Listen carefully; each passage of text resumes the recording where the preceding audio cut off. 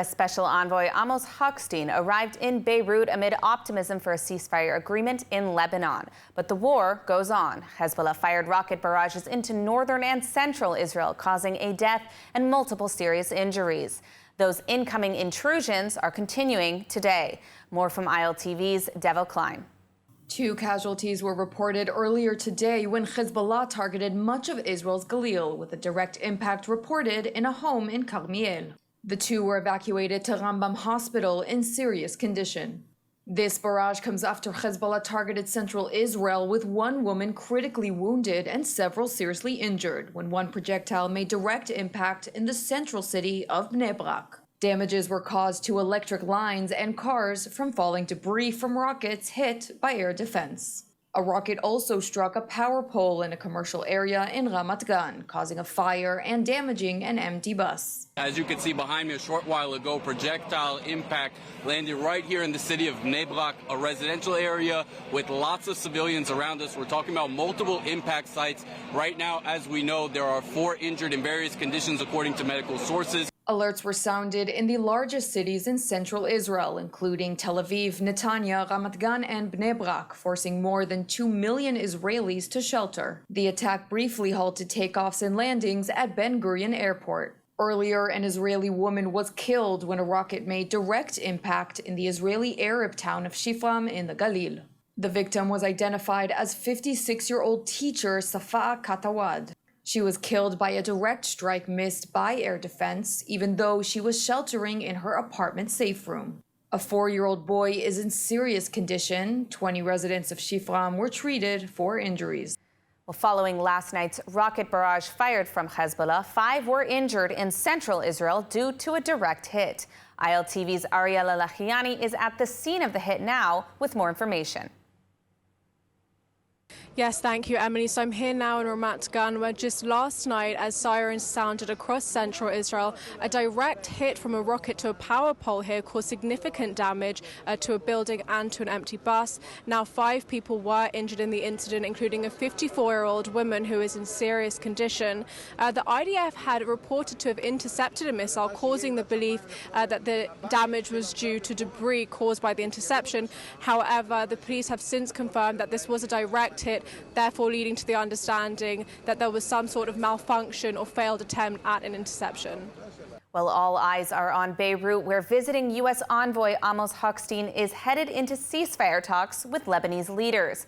Elsewhere in the Lebanese capital, the IDF is still striking Hezbollah targets. More from ILTV's Steve Leibowitz. U.S. Special Envoy Amos Hochstein had indicated he would not come back to Beirut until the ceasefire agreement is ready for signing. His arrival indicates that the signing could be in the offing. Hochstein made the trip after Lebanon reportedly responded positively to a ceasefire proposal submitted by Washington and approved by Israel. He's meeting caretaker Prime Minister Najib Mikati and Parliament Speaker Nabi Berri. According to Hezbollah-affiliated Al-Akbar newspaper, the Iran-backed terror group submitted its response to the proposal and reportedly has objections. A leaked draft of the U.S. proposal shows that the agreement would include full implementation of UN Security Council Resolution 1701, mandating a withdrawal of Hezbollah beyond the Litani. It also calls for an international oversight committee and the deployment of 10,000 Lebanese troops in South Lebanon along the Israeli border. The draft reportedly includes the Israeli demand to have the right to respond if Hezbollah acts in violation of truce conditions. Meanwhile, the war in Lebanon goes on. Elsewhere in the Lebanese capital, an Israeli airstrike reportedly destroyed a 3-story building in Beirut's southern suburbs. The IDF also continues advancing on the ground in South Lebanon. Fighters of the 226th Brigade destroyed dozens of launchers, rockets, and weapons in areas used to fire missiles into Israel. The soldiers located and destroyed an underground terror infrastructure that stretched dozens of meters across the area, containing Hezbollah living quarters and stores of weapons. As Israelis face continued barrages of rockets and drones nationwide. Joining us to discuss the current situation is Dr. Eli Carmon, senior researcher at the International Institute for Counterterrorism. Thanks so much for joining us today, Dr. Carmon. It's an honor to have you on. We're seeing reports already of Lebanon possibly agreeing to some kind of ceasefire terms. What's different about the U.S. proposal now versus what was proposed before? I think there are two main points in the conflicting points in the American proposal and the Lebanese response. One is concerning the right of Israel to respond to any attempt of breaking the agreement and attacking Israel. Trying to or responding to Hezbollah attacks against Israel. The second is the composition of the international force. It seems somehow, I don't know why, the Lebanese or the Hezbollah are not accepting the presence of German and I think also French troops in this monitoring force. In my opinion, there are more difficult and deep differences, but we don't hear about them. Now, how viable would this kind of a ceasefire agreement really be? I mean, we're talking about, as you mentioned, another international peacekeeping force of some kind, and the last one cost a lot and still hasn't gotten the job done. So what would be different now about these, proposed French or German forces that would supposedly keep the order in southern Lebanon?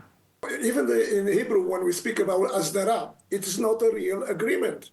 It is a kind of deal, but it's not a real agreement for the long term. Hezbollah is still quite strong, although not in southern Lebanon, but most of the central and southern northern Lebanon. And we see they are continuing to firing rockets and drones to Israel. So, in my opinion, if Israel does not arrive to the Litani and destroys completely the huge infrastructure that we see in this southern part of Lebanon, and also continues to destroy the arsenal of the Hezbollah. And the agreement should be based on not only on the resolution 1701 of the Security Council, but also 1559, which means that Hezbollah has to be completely disarmed. Not only a ceasefire, but complete disarmament of Hezbollah. And for the moment, we don't see it in the agreement. Now, let's talk a little bit about the role of the Islamic regime in Iran. They're reportedly, according to a few reports, have been pressuring Hezbollah to accept some of the terms that were offered for a ceasefire, including pulling back to the Litani. What is your take on this? Is this a result of, anticipated pressure from a future Trump administration? Is it not connected at all? Why would the regime in Iran now be pressuring Hezbollah to possibly concede on at least some of these points? The Iran regime does not want to lose Hezbollah as an important military factor against Israel on northern frontier. But they have a problem with the new administration, the Trump administration. We see that they are hinting that they will not respond to Israeli attacks, or they will not try to punish Israel for its last attack. And also that some hints that they perhaps want to reach a nuclear agreement with the new administration. So from this point of view, the Tehran regime is interested that the forces of Hezbollah be kept as a reserve in case the agreements or the negotiations with the Trump administration will not succeed. So from their point of view, anyway, there is no other possibility but to stop the fighting and try to leave what remains of the arsenal, the very important long-range missiles arsenal, in the hands of Hezbollah, because the Lebanese government, at least for the moment, is not really able to impose its rule. There is no president, by the way, to sign an agreement. So they will have to choose a president, to elect a president, to elect a new government, perhaps a new parliament, and then we'll see if they are ready for a real agreement. Now, from the Israeli perspective, what would a good ceasefire actually look like? Would it only be possible if Israel has, full choice at the end of the day to enforce this agreement? Or is there some kind of situation in which we could have an agreement that doesn't include Israel's freedom of movement, we'll say?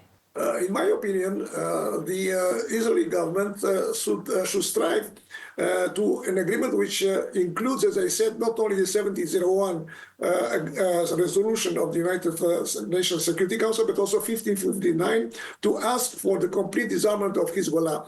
And we see more and more elements, parties in Lebanon agreeing with this posture. They are interested because the other communities, the Christians, the Sunnis, the Druze, they don't have a militias, they don't have an armed force. So they want Hezbollah to be disarmed. I think we have to unite forces with these communities and with the international community also and convince the administration of President Trump, at least, to accept this kind of agreement and not a partial agreement or such kind of asdara.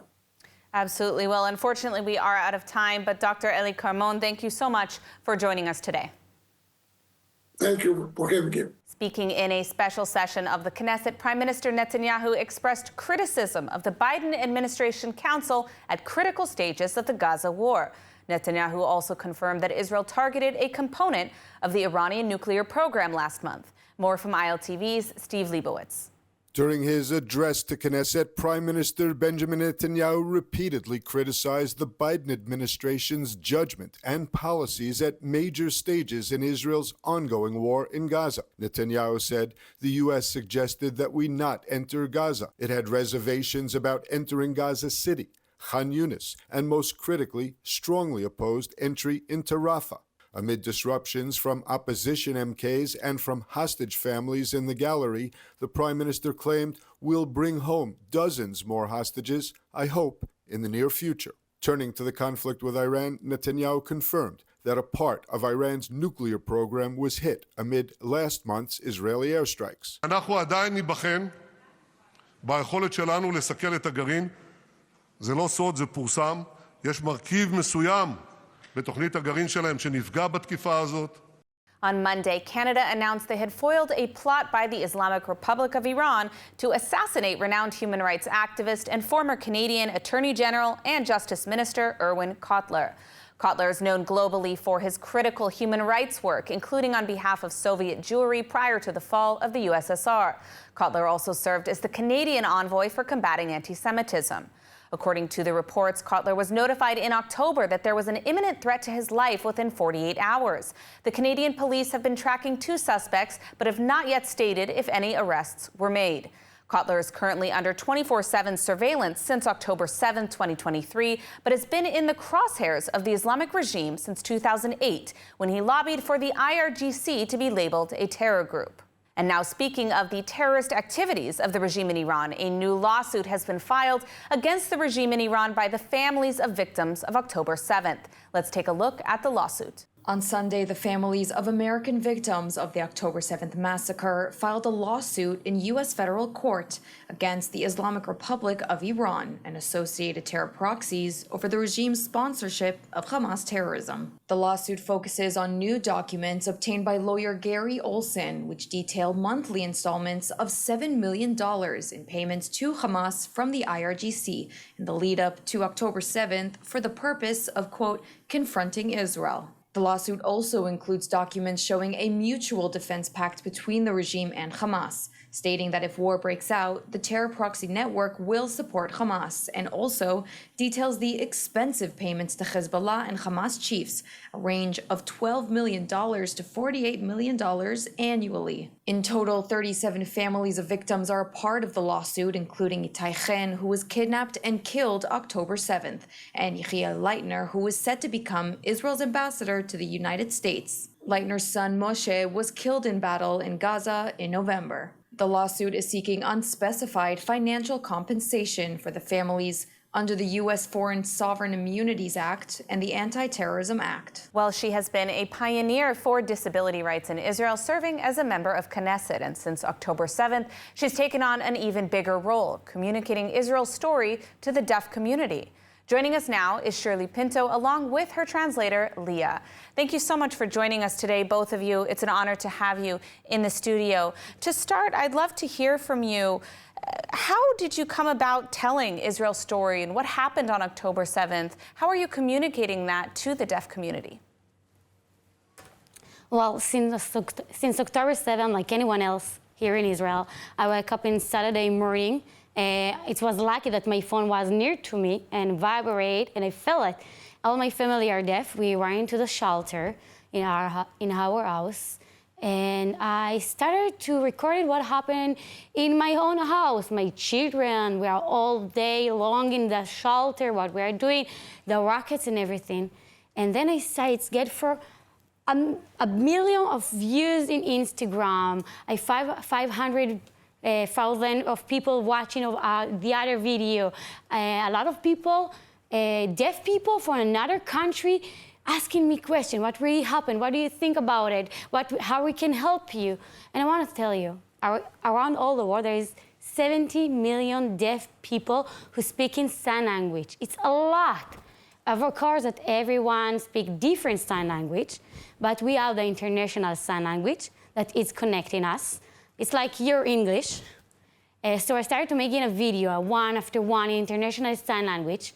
And after that, I enjoyed to volunteer to a group of ambassador of Ministry of Foreign Affairs and Diaspora for explaining the Israeli story. And I'm still doing that today, year after October 7, because the world needs to know what happened. Even now, the hostages in Gaza are fighting in Lebanon. It's not an easy fight. Absolutely, absolutely. I wanted to ask you about the community here in Israel. I mean, how has the community struggled during this very difficult war, and how can the rest of Israeli society support them? I will tell you that in a personal story. I think it's like the most possible to understand that. My mother, she's deaf and blind. She cannot see and cannot hear nothing. And she lives in the north of Israel, in Kiryat Bialik. She cannot hear the alarms. She cannot see the alarms in the TV if there is something. So this is the worst situation that people can be at war. And every day there is alarms. And she already rocket on her city. And I text her, Mom, there is a rocket. You need to go to the shelter. And it takes time till she realized what happened. So there is a IDF app, like anyone else using, that people are deaf knowing there is an alarm because of the IDF app. But unfortunately, this app, you should have the phone in your hand all the time if you take a shower, if you are driving, if you want to eat, if you're sleeping, if you want to play with your children, if you want to do another thing, you cannot know there is alarms. And in my mother's case, it's worse because she cannot see and hear. So it's a very difficult situation. I take this personal story to explain to people watching us the hard situation that people with disability still feeling in this war. For example, the deaf people. Until now, 1 year after October 7, my mother is still alive, and there's no another people of disability that get killed because this not access situation. It's lucky. I know that myself, I trying to take more safe stuff that I can do because I cannot hear the alarms when I'm driving. I all the time with my phone in my hand, all the time trying to be attention about what happened. It's very hard. I was actually going to ask you, practically speaking, how does the deaf community know when there's a rocket alarm? You mentioned your mother, but in addition to that, in general, how do they find out when, in some cases you have 15 seconds. How do they know? In January, in the beginning of this year, I was alone at my house. It was evening. My husband was not at the house. I watching the news, and I have 2 dogs. My 2 children are deaf, are sleeping in their own bed. And suddenly, I saw that my dog very nervous. And they ran into the shelter and going out and running to the shelter. And it looked very weird for me, but I told her myself, there is nothing in my phone. I not seen there is alarms in the TV, but I told her, okay, I will not take the risk. I listened to my dog. I took my 2 children, I ran into the shelter, closed the door, and after 10, 15 seconds after I closed the door, the alarms came on my phone in the app. because there is a problem. There's a big problem about the Wi-Fi. And I thought to myself, what happened if I didn't listen to my dog and the rocket was on my house? There is more 100,000 people who are having a problem with hearing, half hearing, deaf, and they cannot have the access way to know there is a rocket. And it's a very hard situation. Absolutely. A very, very difficult situation for those with disabilities, and such important work that you're doing to help the world and, of course, those with disabilities understand. Last question. Can you tell us a little bit about your work for those with disabilities? I know you did a lot of work in the Knesset with this issue. Yes. My entire life, I work for disability people, right? This is my life mission. All the kind of disability people. Of course, much stronger this year because what happened since October 7, and also when I was serving in a member of a Knesset. And now I promote a Purple Homefront program that I write it because all the problems that I told you about the rockets, about people with disability that does not have solution when to go to an access shelter, people with on the spectrum that need help, need a medication, need to go to a safe place. And the country, unfortunately, don't have a plan for them. So I write a plan called Purple Homefront Plan that this is the first plan, I think, in the whole world that's talking how to make access, a solution access for people with disability in an emergency situation. I was in London. I met a member of parliament, showed them the plan, and for them it was amazing because they didn't thought to do a plan like that. I'm not talking just because a war situation, every emergency situation. If there is like COVID that we had and everything, we need to have a solution for people with disability. So every country has to take this program and promote it. It's to save life. Absolutely. A very, very international and important cause. I want to thank you, Shirley, for coming in and for everything that you're doing for those with disabilities. Thank you. I hope that more people watching. And thank you about what you're doing for us, Bara, for us. I see that. Thank you, thank you. And I hope that more people watching will pay attention to this issue, as it is something incredibly, incredibly important and can really save lives. Thank you, Shirley, and of course, Leah. Thank you. And now for something positive and exciting. A rare bird was just spotted in the south of Israel. The bird hasn't been seen for nearly 30 years. ILTV's Devo Klein has more. The bearded reedling, a rare bird, was just spotted by birdwatcher Dov Leibovitz in the Beersheba River Park. This songbird was thought to be extinct and is highly regarded among Israeli birdwatchers as a rare and much sought-after bird, with its last sighting being documented in 1995 in the Hula Valley. To date, bearded reedlings have been documented in Israel only 12 times, nearly all during the 1980s, making this sighting incredibly rare. Meidad Goren, director of the Ramat Negev Birding Center for the Israel Nature and Parks Authority, explained that the bearded reedling is the sole species in its family, with its elegant, long tail. Sagot Winery, where passion meets tradition. Nestled in the heart of Binyamin, our vineyards yield exquisite wines, crafted with generations of expertise. And now let's take a look at the weather forecast. Rainy showers are expected around most of the country tonight, with lows of around 13 degrees Celsius or 56 degrees Fahrenheit. Then tomorrow we'll see more rainy showers alongside cloudy skies, with highs of about 22 degrees Celsius or 71 degrees Fahrenheit. That's a wrap for today's news. For the latest updates from Israel on all your devices, be sure to follow our ILTV channels, subscribe to our newsletter, and explore our website, iltv.tv. Stay informed with the latest news straight from the heart of Israel. I'm Emily Schrader. Be well, and thank you so much for watching.